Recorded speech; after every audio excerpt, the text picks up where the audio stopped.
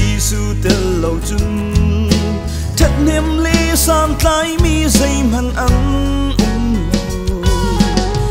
nung ăn chi ăn lâu ăn chua ăn cào than rung nạc ly phim nạc song hi bôi ba Giêsu tên lâu chung chân đôi thi man ăn lúc lâu Giêsu lâu chiến năng ngâm bôi pi lạc lê thi pi lạc ru pi lạc sung hay kun bôi Giêsu lâu cần dây dòng ra cần nạc lê cần đâm nạc cần chôn nạc lê cần tay nạc sung hay kun bôi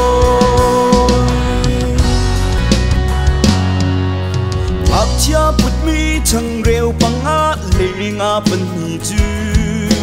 bôi ba ni man chừng sung lối tu kê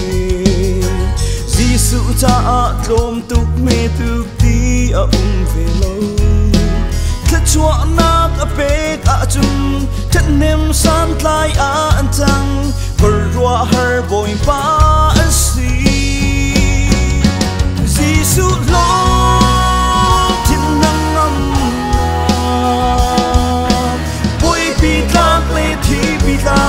ru pi lạc sung hay kun bôi Giêsu lo cần dây dòng ra cần nun nạc lê cần đâm nạc cần chôn nạc lê cần tay nạc sung hay kun bôi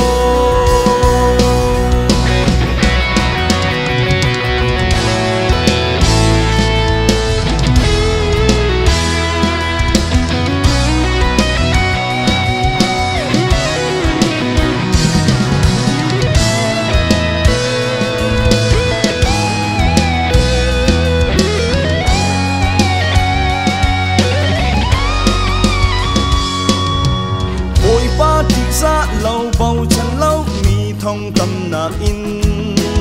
ôi ba a bầu chân mi bắc hạt a sung theo